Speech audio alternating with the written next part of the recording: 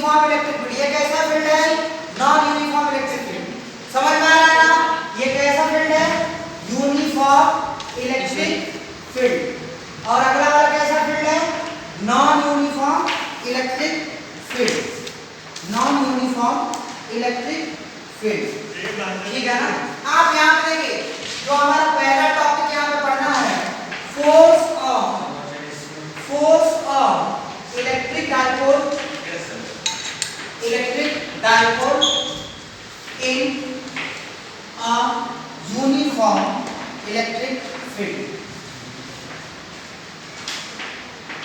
एक symmetric diagram draw कर लेते हैं सपोर्ट में। ये क्या कहना चाहता है थोड़ा आप देखिए। मान लेते हैं हमारे पास, यहाँ देखिए, मान लेते हैं हमारे पास एक यूनिफॉर्म इलेक्ट्रिक फील्ड है जिसका डायरेक्शन पॉजिटिव एक्स एक्सिस की ओर है, जैसे ऐसा। पक्का? ये यूनिफॉर्म इलेक्ट्रिक फील्ड को रिप्रेजेंट करने वाली फील्ड लाइंस है। ठीक है ना? मान लेते हैं यहाँ पे एक इलेक्ट्रिक डाइपोल रखा हुआ है। क्या रखा हुआ है? Electric dipole. इलेक्ट्रिक डाइपोल के बारे में हमने बताया है, इसके एक कॉर्नर पे पॉजिटिव क्यू चार्ज यानी प्लस क्यू चार्ज और दूसरे कॉर्नर पे कैसा चार्ज होता है? Minus Q charge. तो हम ये मान लेते हैं यहाँ पे प्लस क्यू चार्ज है और यहाँ पे कितना चार्ज है? माइनस क्यू चार्ज है। ई इलेक्ट्रिक फील्ड में रखा हुआ है। मान लेते हैं ये एंगल कुछ है थीटा है, थीटा एंगल अभी सब्सटेंस का है। आप बताइए फोर्स का फॉर्मूला क्या होता है? क्या electrostatic force F vector equal to Q into E होता है? हाँ या ना? हाँ या ना? क्या इस डाइपोल का लेंथ 2L होता है? हाँ या ना? अरे हाँ या ना? हाँ सर। अब आप खुद सोचिए, इलेक्ट्रिक फील्ड पॉजिटिव चार्ज को क्या करेगा? क्या करेगा? रिपेल करेगा। इलेक्ट्रिक फील्ड पॉजिटिव चार्ज को क्या करेगा? रिपेल करेगा। अरे भाई फील्ड लाइंस का मतलब क्या? ऐसी लाइंस जो पॉजिटिव चार्ज से ओरिजिनेट हो रही है और नेगेटिव चार्ज पे टर्मिनेट हो रही है। यानी फील्ड लाइंस इधर से इधर आ रही है, तो इधर आप क्या रखा हुआ मानेंगे? Positive charge. इधर आप क्या मानेंगे?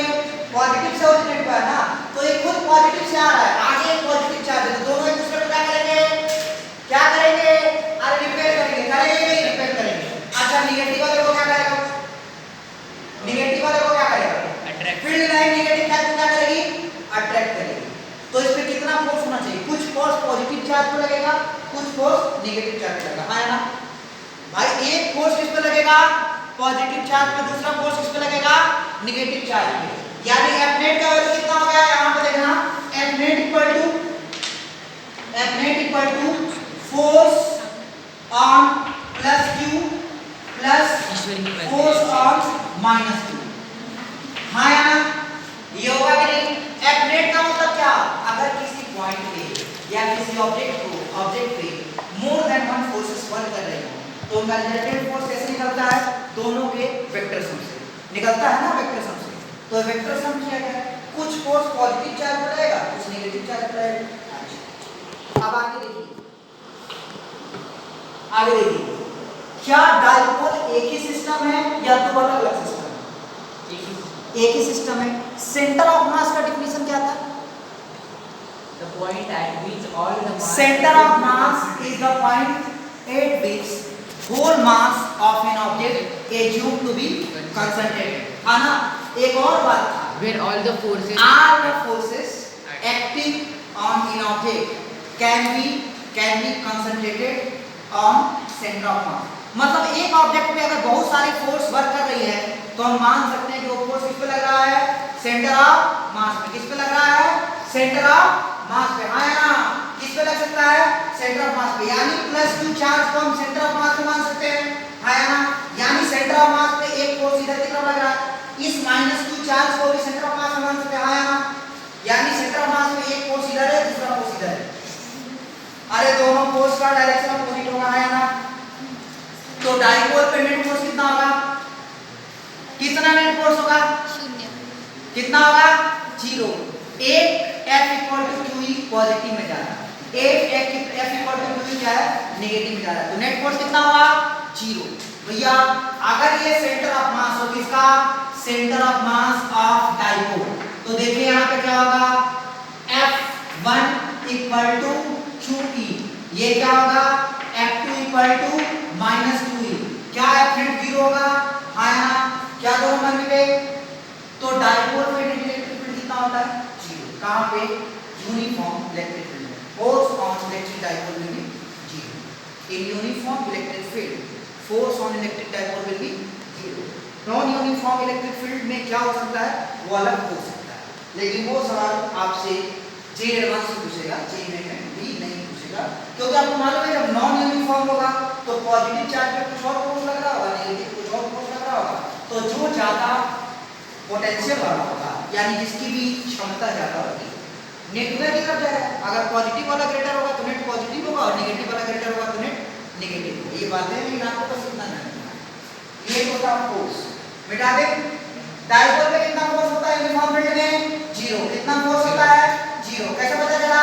क्योंकि पॉजिटिव चार्ज नेगेटिव चार्ज दोनों होता है। डाइपोल के सिस्टम में पॉजिटिव चार्ज और नेगेटिव चार्ज का सेंटर ऑफ मास एक दूसरे को कोइंसाइड नहीं करता है। डाइपोल कैसा मोमेंट प्रोड्यूस करता है? परमानेंट मोमेंट प्रोड्यूस करता है। हां या ना? पक्का है ना? तो एक फोर्स पॉजिटिव, दूसरा नेगेटिव, सेंटर ऑफ मास पे दोनों ने एक दूसरे को क्या किया? यहां पे कैंसिल आउट, तो नेट फोर्स 0 हो गया। ये तो कौन सा मोशन हम देख रहे थे? ये तो हम तब देख रहे थे ना जब हमारा मोशन कैसा था? लीनियर था। कैसा था? लीनियर था। लेकिन क्या ये डाइपोल रोटेशनल मोशन कर सकता है क्या? क्या ये dipole in a uniform electric field will be 0।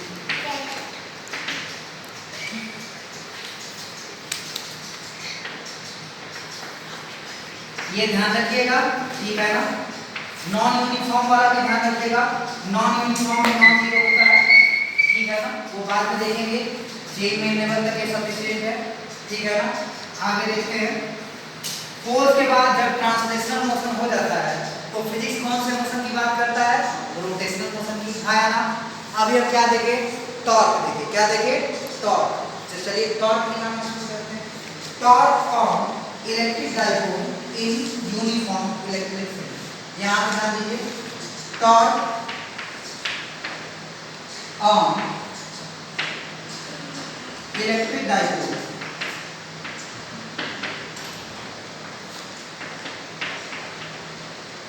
In a uniform electric field.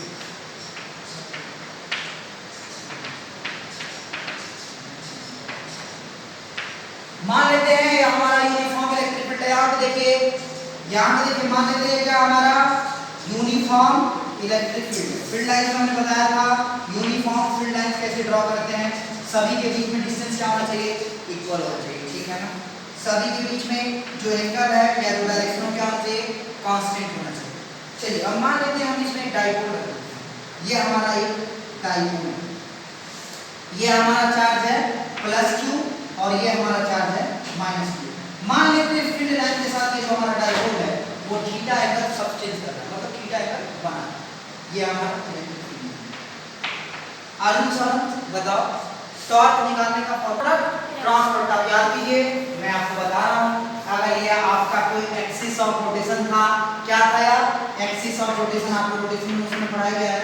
अगर ये एक्सिस ऑफ रोटेशन है और अगर आप यहाँ पे किसी ऑब्जेक्ट के किसी पॉइंट पे फोर्स लगा रहे हैं वेक्टर, और अगर ये r वेक्टर है तो टाउ वेक्टर क्या होता था? r vector cross f vector. हाँ या ना? हाँ या ना? होगा कि नहीं होगा? होगा ना? अभी यहाँ पे बताना, यहाँ पे कितना फोर्स लगता है? कितना फोर्स लगता है? Electric field, electrostatic force, electrostatic force working on a charge, working on a charge कितना होगा? बताना। क्या F equal to 2E formula होता है? हाँ या ना? अरे हाँ या ना? क्या मुझे फोर्स पता चल गया है? हाँ या ना? क्या मुझे फोर्स पता चल गया है? अब मुझे R निकालना है कि आर्म का लेंथ कितना होगा। ये एक्सिस ऑफ रोटेशन हो रहा हो, ये मेरी उंगली आर्म हो, तो ये मान लो अगर मैं यहाँ पे फोर्स लगा रहा हूँ तो यही तो R होगा। Tau vector equal to R vector cross F vector. अब बताओ इसमें R किसको माने? क्या ये डाइपोल है? क्या डाइपोल का कोई ना कोई सेंटर होता है? हाँ या ना? अरे हाँ या ना? अगर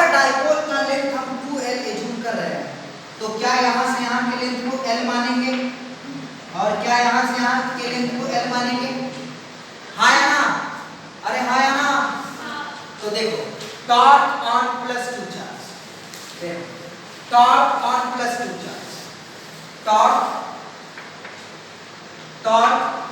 ऑन +2 चार्ज, +2 चार्ज पे कितना टॉर्क होगा बताइए। क्या tau vector equal to r vector cross f vector होता है, हाँ या ना, हाँ या ना। तो हमको निकालना है टाउ वेक्टर एट +2, इस पे +2 ये बताइए। लेंथ कितना है, एक्सिस ऑफ, इस सेंटर को मान लो एक्सिस ऑफ रोटेशन, किसको एक्सिस ऑफ रोटेशन मान ले, डायपोल के सेंटर को। आप बताओ डायपोल के सेंटर से यहां तक का लेंथ कितना है, l, लेकिन वेक्टर के फॉर्म में क्या लिखेंगे, l। थोड़ा सा वेट करना, मैं बताऊंगा l वेक्टर क्यों, क्योंकि लेंथ है ना, डिस्प्लेसमेंट की। f वेक्टर कौन सा f है अभी हमारे पास, इलेक्ट्रोस्टैटिक वाला ना, तो f ही हो गया, समझ गया ना क्या हो गया, f ही। इसको ऐसे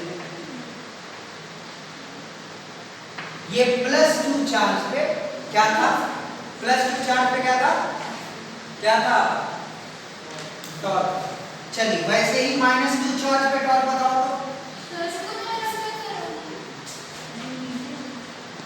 ये डायपोल है, ये L लेंथ है, ये L लेंथ है। चूई फोर्स इसको क्या क्लॉकवाइज घुमाना चाहेगा, हाँ या ना, क्लॉकवाइज घुमाना चाहेगा। अच्छा माइनस चूई फोर्स क्या इसको एंटी क्लॉकवाइज घुमाना चाहेगा, भाई ये अट्रैक्ट करेगा ना, इलेक्ट्रिक फील्ड इसको अट्रैक्ट करेगा ना। ये फोर्स देखो, जो फोर्स है ना F +2 का डायरेक्शन इधर की तरफ होगा, F -2 का डायरेक्शन इधर की तरफ होगा, इधर की तरफ सोचो होगा ना, दोनों का डायरेक्शन अलग होगा। ये -2 की वजह से है और ये +2 की वजह से है ना, भाई ये फोर्स इधर जा रहा होगा, ये फोर्स इधर आ रहा होगा ना, दोनों चार्ज का पोलैरिटी क्या है, डिफरेंट है। तो इस टॉर्क का डायरेक्शन किधर की तरफ मान लूं मैं, क्लॉकवाइज, किधर मान लूं, क्लॉकवाइज, हाँ या ना। चलिए टॉर्क निकालते नेगेटिव, बताइएगा torque on negative charge due to electric field, ये क्या, फिर से r vector cross f vector, हाँ या ना। r वेक्टर क्या है, l वेक्टर, f वेक्टर क्या है, f। बताओ ये वाला जो रोटेशनल मोशन का टॉर्क लगा है, इसका डायरेक्शन किधर होगा, क्या ये भी क्लॉकवाइज होगा। तुम खुद देखो, अगर इसको रोटेशनल मोशन कराना है, एक फोर्स इधर इस पे लगा, ठीक है ना, ये इसको इधर घुमाएगा, ठीक है ना, ये इसको किधर घुमाएगा, क्लॉकवाइज। और अगर मैं इसको इधर खींचूं तो ये भी किधर घुमा रहा है, क्लॉकवाइज। यानी दोनों फोर्स एक दूसरे को क्या करेंगे, सपोर्ट करेंगे, क्या करेंगे, सपोर्ट करेंगे। तो यहां पे देखिए एक फोर्स आपको किधर लग रहा है, इधर की तरफ, दूसरा फोर्स किधर लग रहा है, इधर की तरफ, दोनों एक दूसरे को क्या करेंगे, सपोर्ट करेंगे, क्या करेंगे, सपोर्ट करेंगे। तो ये हो जाएगा, ये भी हो गया डायरेक्शन आपका किधर, क्लॉकवाइज। चलिए नेट टॉर्क कैसे निकलता है, क्या ये दोनों वेक्टर क्वांटिटी है, हाँ या ना। वेक्टर क्वांटिटी का समेशन कैसे होता है, पैरेललोग्राम, सुना नहीं तो वेक्टर एडिशन कर सकते हैं सीधा। तो चलिए वेक्टर एडिशन कर लेते हैं। तो टाउ नेट कितना हो गया, कितना हो गया, torque on +2 charge plus torque on -2 charge, क्या ये दोनों सेम है, क्लॉकवाइज में चल रहे हैं, हाँ या ना। चलिए अब मुझे आप बताइएगा, ये +2 वाला का वैल्यू क्या है, L क्रॉस F, हाँ या ना। -2 वाले का क्या वैल्यू है, L क्रॉस इलेक्ट्रोस्टैटिक फोर्स, हाँ या ना। अरे हाँ ज्यादा है ना, ये है टाउ नेट। अब यहां पे देखिएगा, क्या ये दोनों बातें सेम है, तो क्या मैं इसको 2 times L vector cross F vector बोल दूं। अब बताओ F क्या होता है, F पहले ही बताया, electrostatic force equal to F into क्या होता है, F equal to 2 into K E हां E F इक्वल टू 2 जो कि Q पता है, Q क्या है, डायपोल पे चार्ज है, क्या है, डायपोल के एक टर्मिनल में कितना चार्ज है, +2, दूसरे टर्मिनल में कितना चार्ज है, -2। E क्या है, इलेक्ट्रिक फील्ड। उसी इलेक्ट्रिक फील्ड में तो हमको टॉर्क पता करना है, यानी E हमारे लिए क्या है, नोन क्वांटिटी है, क्या है, नोन क्वांटिटी है। तो F इक्वल टू Q रख दीजिए, F के जगह पे Q प्लेस कीजिए, तो ये क्या हो गया, tau net vector equal to क्या हो जाएगा, बताना 2 टाइम्स L वेक्टर और F को क्या बोल रहे हो तुम? Q into E। क्या बोल रहे हो? Q इंटू, अरे हाँ यार, तो अब बताओ क्या मैं इसको ऐसे लिख सकता है? क्या मैं इसको ऐसे लिख सकता हूँ? Q times 2 into L vector multiplied with E vector. अब सभी विद्वान विद्यार्थियों को होता है Q इंटू 2L, ये कौन सी फिजिकल क्वांटिटी की बात कर रहा है? P। Dipole moment P equal to Q into 2L, आया ना? तो क्या हम इसको ऐसे लिख सकते हैं? Tau net equal to P vector cross E vector. ये इस मान की रखिएगा, नहीं तो मोमेंटम में कंफ्यूजन हो जाएगा। P vector cross E vector, क्या ये दोनों क्रॉस प्रोडक्ट है? A vector cross B vector क्या होता है? A vector cross B vector क्या होता है? AB sin theta. क्या होता है? AB sin theta. अब इसमें एंगल भी इन्वॉल्व हो गया ना? एंगल इन्वॉल्व में क्या हो जाएगा? Tau net equal to P sin theta. Torque का डायरेक्शन क्या होगा? जब हम A vector cross B vector करते हैं, यहां पे एक सवाल का जवाब दीजिएगा। जब हम C vector equal to A vector cross B vector करते हैं, तो C वेक्टर का डायरेक्शन किधर होता है? किधर होता है C वेक्टर का डायरेक्शन? A वेक्टर और B वेक्टर दोनों के परपेंडिकुलर। अरे हाँ या ना? डायरेक्शन कैसे निकलता है? राइट हैंड कर्ल से। कैसे निकलता है? Right hand curve. जब हम A की ओर अपने हाथों रख के B की ओर कर्ल करेंगे, तो ये हमारा थंब किसको रिप्रेजेंट करेगा? C वेक्टर की डायरेक्शन को। यानी C वेक्टर का डायरेक्शन A वेक्टर और B वेक्टर दोनों के परपेंडिकुलर होता है, हाँ या ना? यानी यहाँ पे टॉर्क का डायरेक्शन P वेक्टर और E वेक्टर दोनों के क्या होगा? परपेंडिकुलर होगा। क्या होगा? दोनों के परपेंडिकुलर होगा। तो ये मैग्नीट्यूड था। टाउ इक्वल टू, देखो वेक्टर फॉर्म में लिखना होगा, तो ये tau vector equal to P vector dot E vector. क्या लिखोगे? P vector dot E vector. और स्केलर फॉर्म में क्या लिखोगे? Tau equal to P sin theta. Tau का डायरेक्शन किधर होगा? P और E दोनों के परपेंडिकुलर होगा। क्या सब मुझे ये डेरिवेशन याद करने की जरूरत है? कोई जरूरत नहीं, आप सीधे फॉर्मूला याद करिए। जो भी आपसे क्वेश्चन पूछे जाने वाला है नीट और जेईई में, वो सिर्फ इन दो चीजों पे सॉल्व होगा। ठीक है ना? ये दो लाइंस आपको याद होनी चाहिए। ठीक है ना? पक्का? बताओ टॉर्क का फार्मूला क्या होता है इलेक्ट्रिक फील्ड के साथ? Tau vector equal to P P cross E vector.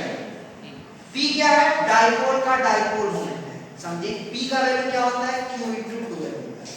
अच्छा, टाउ नेट की वैल्यू क्या हो जाएगी? sin थीटा के टर्म्स में P sin थीटा। थीटा किसके बीच का एंगल है? P और E के बीच का एंगल है। किसके बीच का एंगल है? P और E का। हाँ या ना? पक्का? चलिए आगे बढ़ते हैं। होगा, ठीक है ना? तो पहले टाउ का यूनिट्स और डायमेंशंस ये दोनों देख लेते हैं।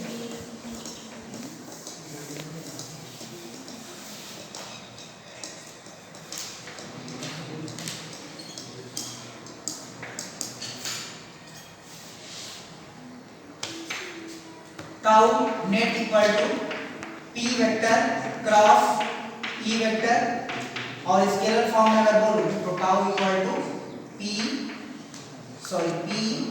sin theta. चलिए, कोई स्टूडेंट मुझे बताए इसका SI यूनिट क्या होना चाहिए? क्या होगा इसका SI unit?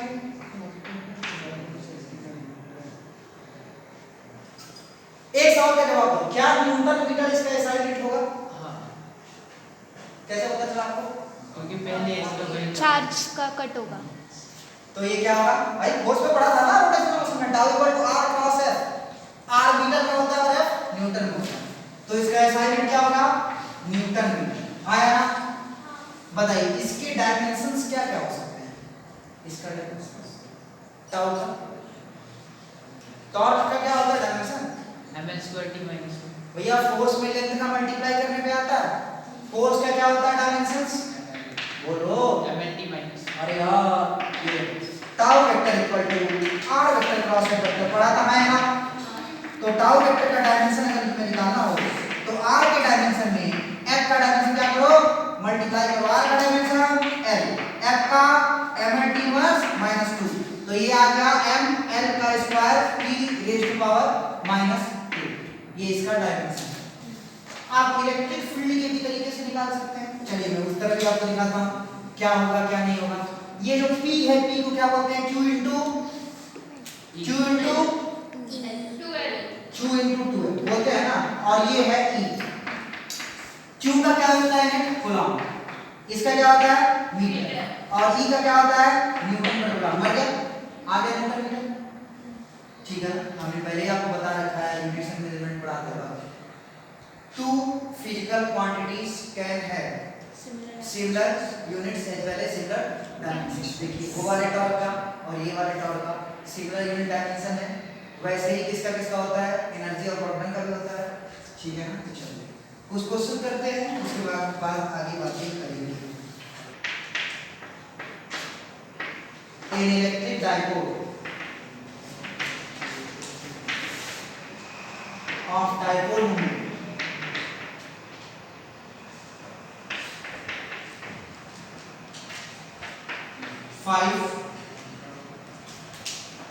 Newton metre.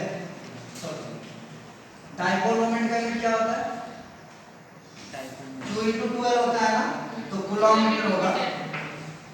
कूलॉमीटर has been placed in a uniform electric field E equal to 4 Newton पर कूलॉम I के। ये I के बता देने से क्या पता पड़ता है भाई, यानी इलेक्ट्रिक फील्ड का डायरेक्शन किधर है पॉजिटिव एक्स एक्सिस की ओर। समझे मेरी बातों को, वेक्टर फॉर्म में लिख दिए। आपसे पूछा जा रहा है at an angle 30 degree find out net torque या फिर magnitude of net torque working on this diagram. आपके पास क्या क्या डेटा दिए हुए हैं, क्या आपको P वेक्टर की वैल्यू पता है, हाँ या ना? क्या आपको E का वैल्यू पता है, यस और नो? क्या आपको थीटा का वैल्यू पता है, हाँ या ना? टाउ क्या होता है P sin थीटा, निकालिए बिटा दे। चलिए यहाँ पे बातों को लिखिए जो आपको दिया गया है, जिस क्वेश्चन के रिलेटेड है वो यहाँ पे दिए हुए हैं। P इक्वल टू आपको दे दिया गया है 5 कूलॉम मीटर, साथ ही साथ आपको E का वैल्यू दिया है 4 न्यूटन पर कूलॉम, थीटा का वैल्यू दिया है 30 डिग्री। तो टाउ क्या हो जाएगा P sin थीटा। मैग्नीट्यूड ही निकालिएगा, डायरेक्शन की कोई जरूरत नहीं है क्योंकि डायरेक्शन आप पहले से जानते हैं। डायरेक्शन कैसे पता चलेगा, टाउ वेक्टर का डायरेक्शन P वेक्टर और E वेक्टर दोनों का क्या होगा परपेंडिकुलर होगा। कैसे पता चला, राइट हैंड का रूल से। जब क्रॉस प्रोडक्ट होता है तो रिजल्ट का डायरेक्शन किधर होगा, रिजल्टेंट वेक्टर का दोनों वेक्टर्स के परपेंडिकुलर। तो हम निकालेंगे, उसका कोई टेंशन नहीं। तो टाउ इक्वल टू P कितना है 5, E कितना है 4। क्या ये दोनों ऐसा यूनिट है, हाँ या ना? अच्छा, sin 30 कितना होता है 1/2, रख दीजिए 5 into 4 into 1/2, यानी ये मर गया तो ये हो गया 10 न्यूटन मीटर का। इसको न्यूटन मीटर पढ़ेंगे, न्यूटन माइनस मीटर नहीं पढ़ेंगे। क्यों नहीं पढ़ेंगे, क्योंकि ये सब्ट्रैक्ट नहीं हो सकता। कौन से लॉ से, कांसेप्ट ऑफ होमोजेनिटी। ये कभी सब्ट्रैक्ट नहीं होगा। ओनली दो फिजिकल क्वांटिटीज कैलकुलेटेड और सब्ट्रैक्टेड व्हिच है similar units, similar dimensions and similar directions. इस बात को ध्यान रखिए। तो ये था टाउ का वैल्यू। एग्जाम में आपसे इस तरीके से क्वेश्चन पूछ सकता है, ठीक है। एक और क्वेश्चन है, थोड़ा सा बढ़िया स्ट्रक्चर लगा के दो, करेंगे आप पक्का? सर इतना लिख दो, ठीक है ना। ये थोड़ा वेक्टर के बेसिस पे होगा। Find out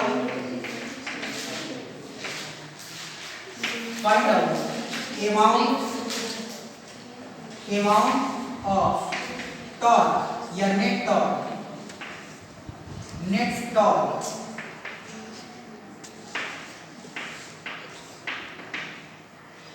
acting on an electric dipole whose dipole moment is dipole moment is -20 I gap and has been kept in a uniform electric या in an uniform electric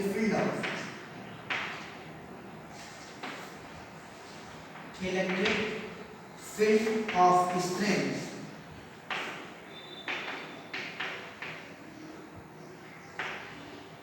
5 J cap newton per coulomb.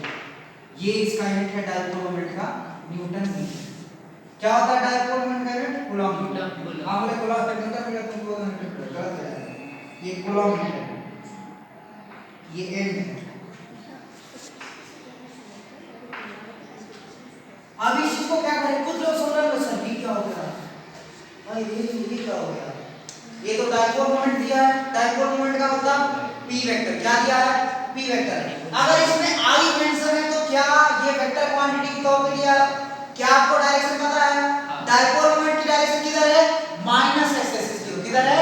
Minus x axis की ओर। अच्छा, इसका direction किधर है? Electric field का direction किधर है? y axis की ओर। किधर है? y एक्सिस की ओर। आपको निकालना है टॉर्क। तो टॉर्क निकालने का फार्मूला क्या होता है? Sir 100 answer. डायरेक्शन भी तो बताओ। के क्या? 100 के क्या है? हां गलत जवाब। सर i नीचे माइनस ऐसे करो जी में 4 नंबर का धक्का लग सकता है। देखते ही किसी एनआईटी के कंप्यूटर साइंस से किसी दूसरे एनआईटी के मैकेनिकल कोर्स में बहुत नहीं है।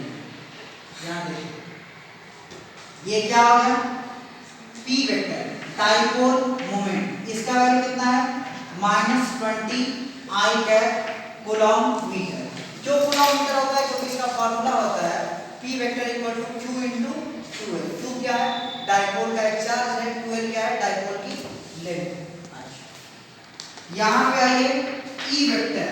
e वेक्टर के बारे में क्या इंफॉर्मेशन हमको दिया गया है? इसकी value 5 j cap newton per coulomb. हमसे बोला गया है टाउ नेट बताइए। यूनिफॉर्म इलेक्ट्रिक फील्ड में जो नेट टॉर्क होता है टाउ, टाउ कैसे निकलता है? Tau vector equal to p vector cross e vector. क्या होता है? p vector cross e vector. p vector का वैल्यू कितना है? -20 I कैप। e वेक्टर का वैल्यू कितना है? 5 j कैप। क्या ये सभी SI यूनिट में है? हां, तो हमको कन्वर्ट करने की कोई भी जरूरत नहीं है। अब आपको बताइए 20 × 5 कितना होता है? तो ये -100 आ गया।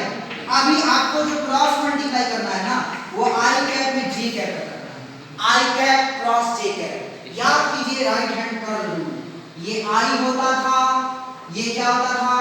j होता था, ये क्या होता था? k होता था। क्या होता था? k। ये I, ये j कैप और ये k कैप। जब हम चलते थे एंटी क्लॉकवाइज, किधर चलते थे? एंटी क्लॉकवाइज, तो I में j का मल्टीप्लाई करते हुए क्या आता था? k। तो ये क्या हो गया? k कैप, यानी हो गया -100 k कैप। और टॉर्क का यूनिट क्या होता है? Newton metre. आ गया।